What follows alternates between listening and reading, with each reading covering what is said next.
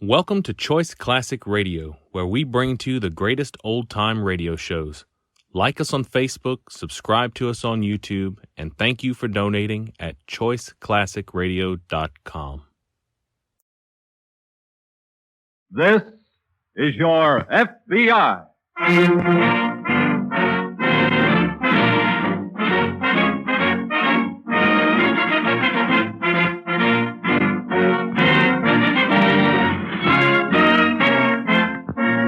This is your FBI, an official broadcast from the files of the Federal Bureau of Investigation, presented as a public service by the Equitable Life Assurance Society of the United States. To your FBI, you look for national security, and to the Equitable Society for financial security. These two great institutions are dedicated to the protection of you, your home, and your country.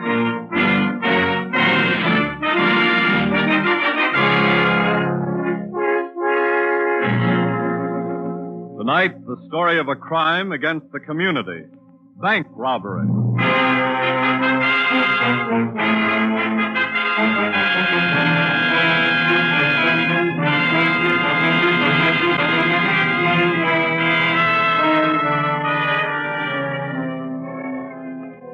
A man walks into a bank, holds up a teller, and walks out a few minutes later with thousands of dollars. How was he finally caught? How was he traced? What is the clue to his identity? The answer seems easy. A teller could describe him, that's true, but until 1934, there were about 600 bank robberies every year, most of them successful. Last year, there were 37, most of them unsuccessful. What brought about the change? The explanation that in 1934 Congress gave the FBI jurisdiction over certain banks is not enough. The main clue to work on is still the same, the robber's description. The real explanation lies in the FBI itself, in its organization, in its coverage, in its methods of following up a description, of tracing bank robbers, of hunting down, for example, the two men who began plotting a bank robbery in a small rooming house in a Midwestern city a few months ago. Hi, Artie. Oh, hi, Phil. What time is it? 2 o'clock? Was I sleeping that long? Yep. Who are you riding with? Nora. Oh. Told her I'd hit Cincinnati around the 20th. Uh-huh. That'll be the blow-off for us then, kid. Really gonna marry her, huh? Yep. Then what? Then I lay off for a couple of years. That's for squares. So I want it. Where you gonna take her? Got a spot all picked out, kid. Up in Minnesota. Nothing to do all day but fish and hunt. Yeah. Cigarettes. On the table. She know about you and larceny? Nope. And she ain't gonna. What's in this box? Look out for that. Huh? Handle it real easy. Loaded with dynamite. Real dynamite? Yep. I've been working on it all morning. What for? It's Betsy. What? She's gonna go with us on the bank job tomorrow. I don't get it. You figuring on blowing the joint up? Nope. She just makes the job easier. Look, Artie. Let me give you the setup. We take Betsy into the bank with us. Uh-huh. I hand one of the tellers a note. Yeah? The note says if he don't hand over all his cash, Betsy will go off in his kisses. And you go with it. No. He ain't that brave. He hands over the cash. Look, what's the matter with using a gun? It's for kids. This makes it a nice, quiet, clean operation. Oh, wait a minute. I ain't gonna... Phil, that's how we're gonna do it, see?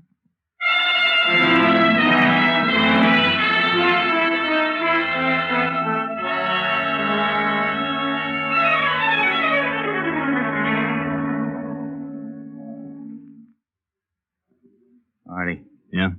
Special accounts window is free now. Uh-huh. We can still do it the other way. All right, just stand by, kid. This'll be a cinch.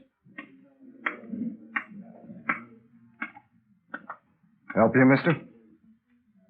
No, thanks. Okay.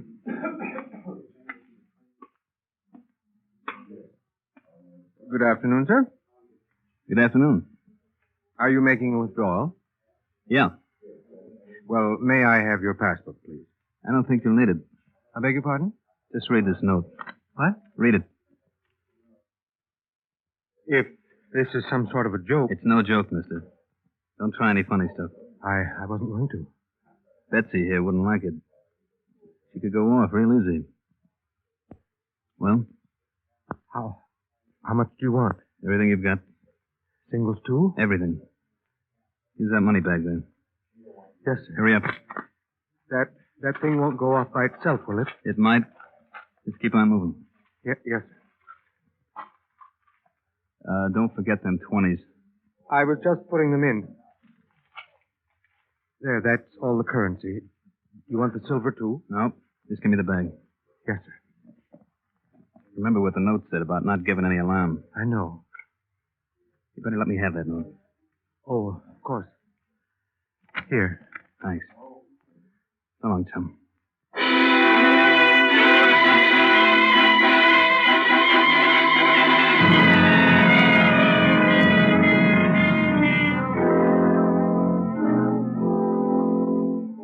What is the next step in the holdup of a bank? What do the criminals do next?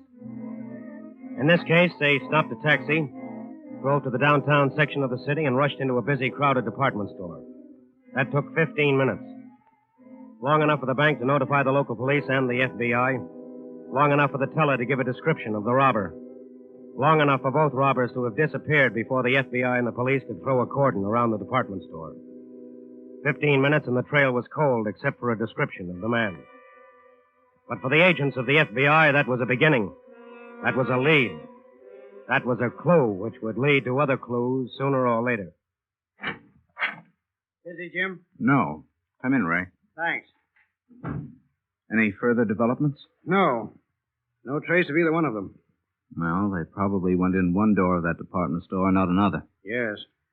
Did you get a description of that second man? Not a very good one. The teller gave us a detailed picture of the first one, though. The one with the dynamite. Yes. Was it given to the police? Yes, they're sending out a general alarm. Good. Fowler speaking? Oh, yes, Sergeant. Yes. Yes, go ahead.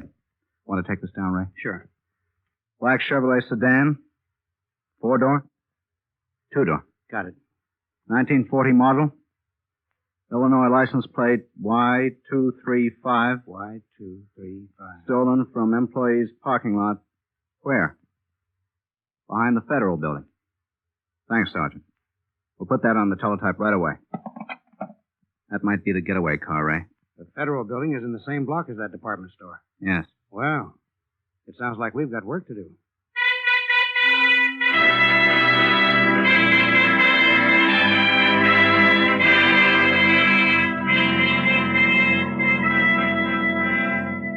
Now there are two descriptions.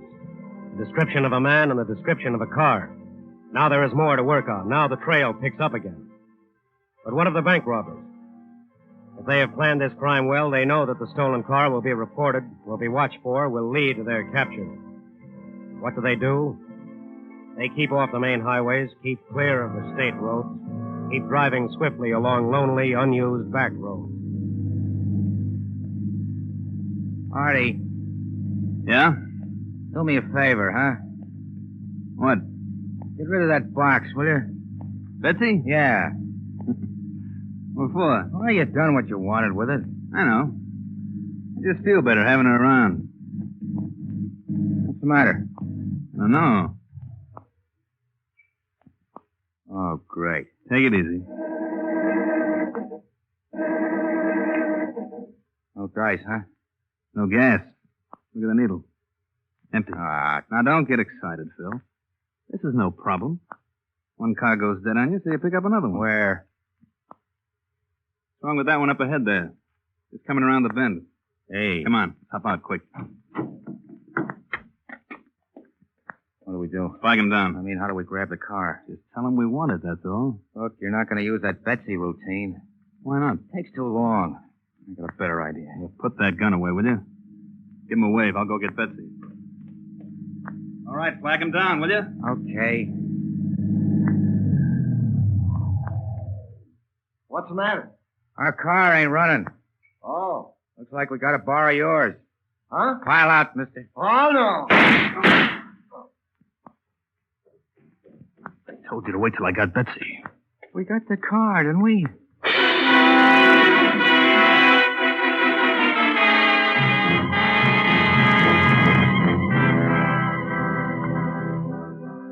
When the FBI works on a case, it does not work alone. It has the cooperation of the local police in the city, in the surrounding counties, and the whole state if necessary. It was a local policeman who found the wounded man and telephoned in his report. Immediately, the special agents checked the engine number of the abandoned car, checked on the man who was shot, found that he had a car, and broadcast a description of it. It wasn't long before that broadcast got results. Fowler speaking. Hello, Jim. Ray? Yes. We've traced our men across the line into Missouri.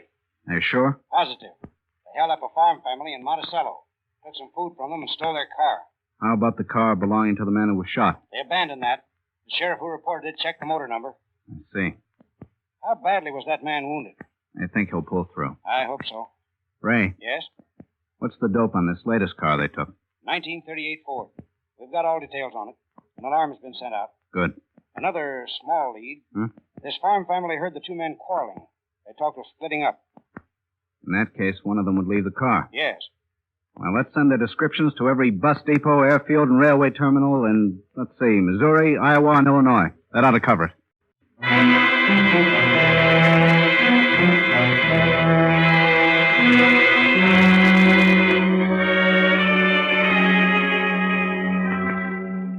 The more stops a criminal makes in his flight, the more perfect is the description he leaves behind him. When the bank robbers held up the Missouri farmer, they indirectly presented the FBI with a portrait of themselves. Now the special agents knew what both men looked like, and that knowledge was broadcast throughout the whole region. That's why when a short, dark man of 35 with several moles on the right side of his face boarded an eastbound bus at Fairchild, Iowa, the local police who received the report from the station notified the FBI. The agents immediately checked the schedules, found where the bus would stop next, found when it would stop, and found that they could get there ahead of time.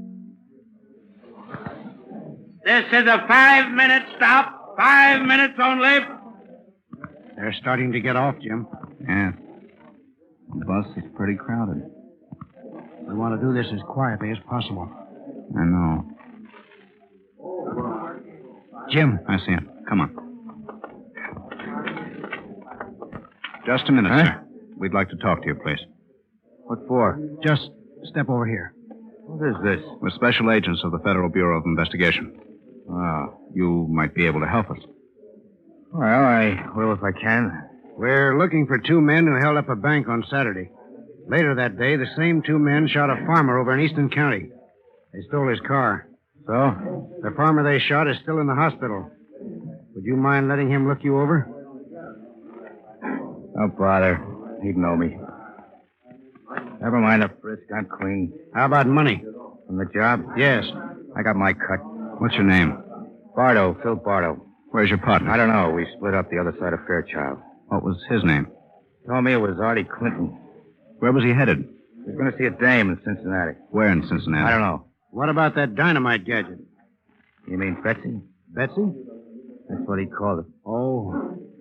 He kept that with him, which was okay with me. Well, Jim, at least we can tell Washington headquarters that one of them is in custody. Yes. But Arthur Clinton and Betsy are still at large. That means this case is still pure dynamite.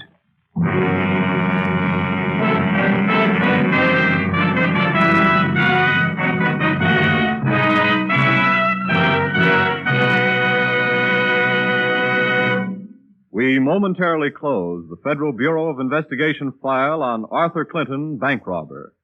We'll return to this case in just a moment.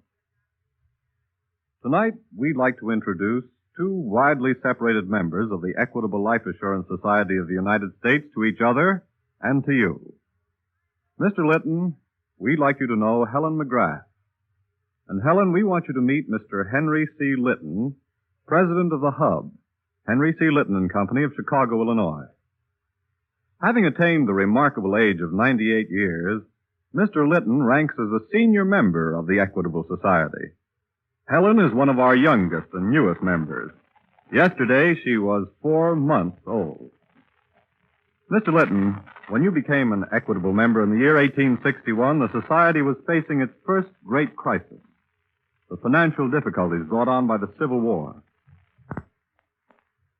Since then, the Equitable Society has continued to grow and expand through 3 more wars and 7 major depressions. And so, Mr. Litton, after your 73 years' experience with the Equitable Society, we think you could tell little Helen McGrath that her father showed excellent judgment in making her a member of this society. You can assure her also that as long as she lives, the funds of her society will be put to work in many different ways that will benefit her and her family. Equitable dollars are invested in the farms that help feed her, and in industries which provide jobs for her father and millions of other fathers. By serving its members, old and new, the Equitable Society serves America. Now back to the file on Arthur Clinton, bank robber.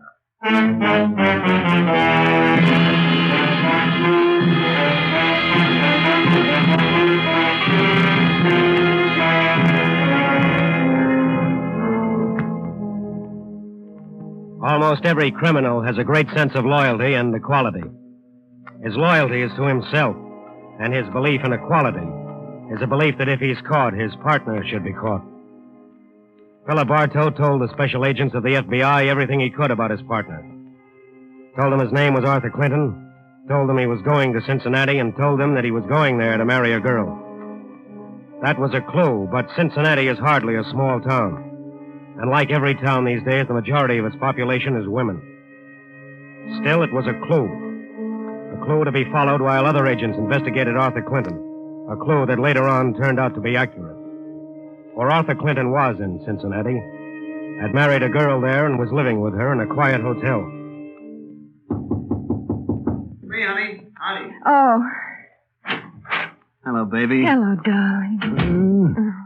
How you coming with your packing? I'm afraid I haven't made much progress. I brought the car on, honey. It's downstairs. Oh, I'll hurry then. Aunt Mary phoned. Yeah? She kept me talking for almost half an hour. What you want? Oh, you know. Why was I going away? Why didn't we have a church wedding? What'd you tell her? I said we were married by a justice of the peace because that was the way we wanted it. Atta girl. Can I get those dresses out for you? Oh, thanks. She wanted to know all about you. Yeah? You tell her? Well, just about 10 minutes worth. I said you were wonderful, that I was very happy. Suppose she wanted to know where we were going on our honeymoon? Of course. I just said we didn't know. We were going to get in the car and travel. Yeah. Get some dresses, honey. Oh, put them on the bed, will you, dear? Okay. You can close that bag there. Sure. You know, Aunt Mary really is very sweet, but she still thinks that I'm about 12 years old. She doesn't want us to go away at all. Why not? Oh, on account of my painting, mostly.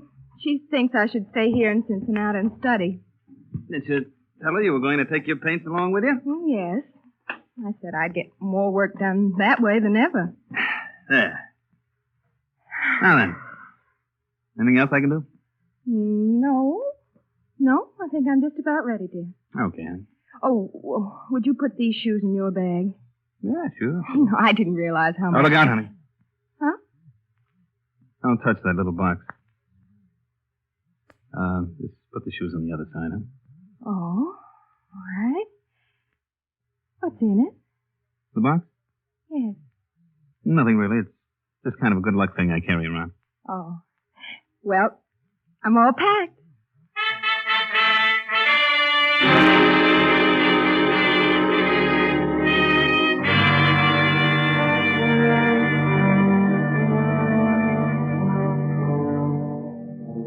The description of a criminal can sometimes lead to his capture. But the chances are better if that description can be checked against something else. The FBI had something else, the fingerprints that Arthur Clinton had left on the abandoned cars. The prints checked were those of a man who had been arrested 4 years back in Jackson, Mississippi. The name was different, but the description was the same. The trail was easier to follow now. It was smoother, and it led straight to Cincinnati. To a marriage bureau, to the family of the girl Clinton had married. But after that, once again, the trail stopped dead. Let's see what we have here now, Ray. Well, there's the description of Clinton. Yes? Description of the girl. Yes. Also some data on the second-hand car he bought in Cincinnati. This girl knows nothing about Clinton's background. Not a thing. Her family was quite shocked when they heard about him. Too bad. He had told them that he had his own business out west. But a relative had died and left him money. That's how they could afford this long honeymoon. Has the family had any word from them? One postcard, mailed from Chicago. I have it here.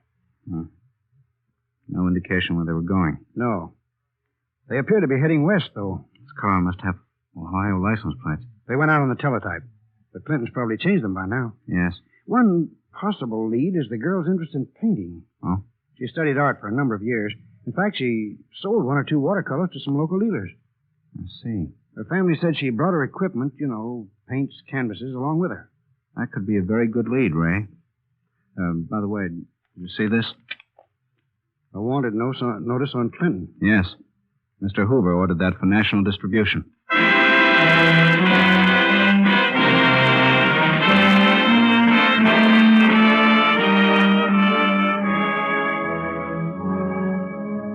In cities, in towns, in villages, wanted notices for Arthur Clinton appeared, and local police were on the lookout. But the FBI did not stop there. At the same time, special agents went to every art material store in the region and left photographs. 2 photographs, one of Clinton and one of his wife. Then there was nothing to do but wait. Wait for what had to happen sooner or later.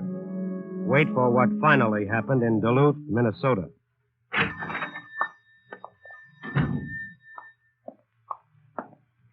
Can I help you, ma'am? Oh, hello. Oh, I wanted to look at some brushes, please. Sure. There's a whole trayful right here. Oh, thank you. That's a new shipment. Just came in. Yes, I see. I can't say that they're too good. Do you sell paintings? Well, that's not my regular line, Well, I have some watercolors here. I did them myself. Let's I have a look don't at know. them. Well, surely. Let's see now. There's just the 2 of them. Landscape. Mm-hmm. My husband and I have a camp up in the lake country, and these are local sketches. Mm-hmm. Well, not bad. Well, I've sold several canvases back home in Cincinnati. Cincinnati? Mm-hmm. Would you be interested in them? I don't care about the money. It's just the selling of them. That's very satisfying. Mm-hmm. Well, why don't you leave them here, and I could handle them for you on a commission basis. Oh, that would be wonderful. Where do you live? Well, we're buried up in the woods right now. I'll just drop in here from time to time and see if you've had any luck with them. Mm-hmm. And I'll take these 3 brushes. That'll be $3. Very well. Here you are. Thanks. Can I wrap them up? No, thank you. I'll just put them in my bag. I should be in again by the 1st of the month. Mm-hmm. Hope I sell them for you. Oh, thank you. Goodbye. Goodbye.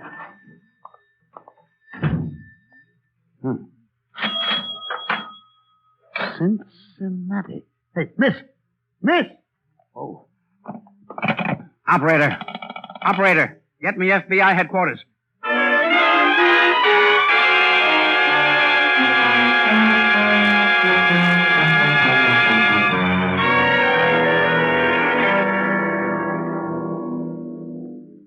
And you positively identify this photograph, Mr. Weymouth? Yes, that's the girl, all right. Oh, what a fool I was. Her signature is on both these landscapes, Jim. I let her walk right out of here. Did she say she'd return? Yes, she said she'd drop in. I don't think we can wait for that. Gentlemen, I wish that there was some way... Mr. Weymouth. Yes?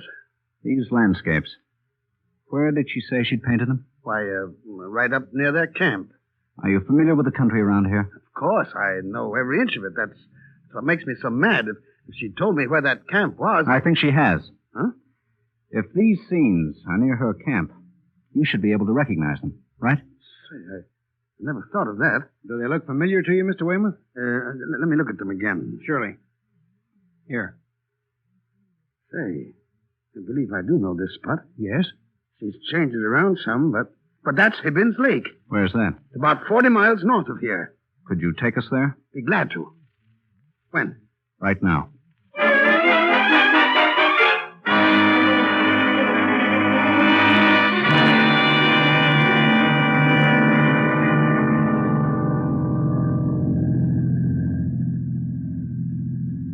Well, this is the day, honey. This is the day I nail that pike. Say, he's really got you going, Oh, look, hasn't he? baby. If you spend as much time as I have watching that guy flirt all around the hook. But, darling, aren't there other pikes? Sure there are. But this one is big casino. Well, I wish you luck. You want to come out in the boat with me? No. Huh? I want to finish that watercolor of the hills. How's it coming? Oh, I've changed it about 4 times. You'll be running out of paint. Practically. I'll leave the car here, sweetheart. We can walk down to the lake. All right. I'll get your stuff out of the back. Thanks. Oh, what a lovely day. All right, Clinton. Just keep your hands where we can see them. Arthur. Don't be alarmed, miss. Who are you? Special agents of the FBI. FBI? Nora, hand me that box. Of course. Wait. Would that be Betsy? Yeah. Never mind, honey.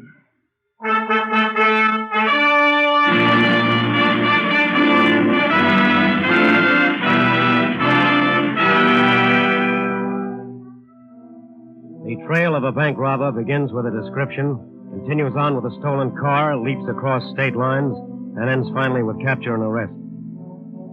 Along that trail are clues, good and bad, big and small, right and wrong. The agents of the FBI follow them all. That thoroughness is a great factor in its success. But there is another, a vitally important factor that must never be forgotten. It's in every region, every area, every section of this country. Local policeman, sheriff, and deputy in the entire nation. That cooperation is invaluable. And it extends beyond to the cooperation of every loyal citizen of this country. That is a formidable opposition. That's a defense to stand up against any criminal. That's a protection which could only be found in a country where the people not only make the law, but are the law.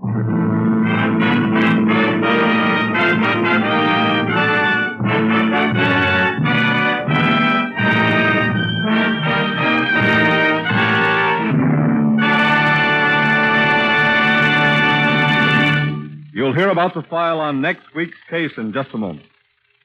Will you join the Equitable Society in a salute?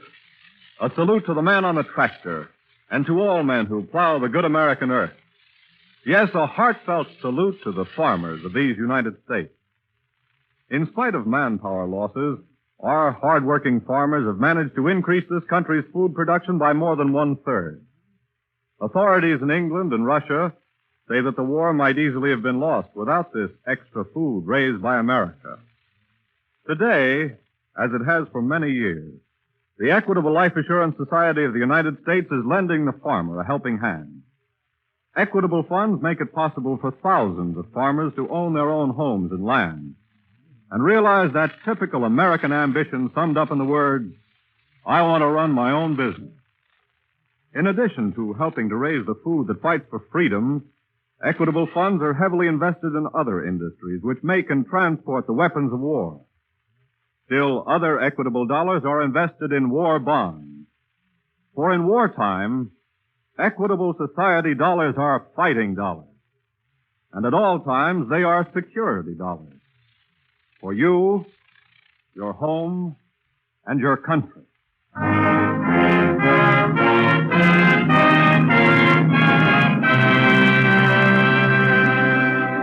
Next week, a crime against the nation. Espionage.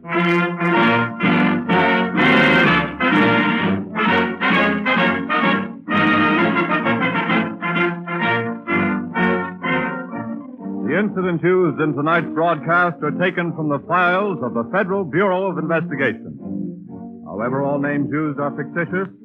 Any similarity thereof to the names of persons living or dead is accidental. Artie Clinton was played by Mandel Kramer. The music was composed and directed by Van Cleve. Your narrator was Frank Lovejoy. This is Your FBI is a Jerry Devine production. Now this is Carl Frank speaking for the Equitable Life Assurance Society of the United States and inviting you to tune in again next week at this same time for This is Your FBI.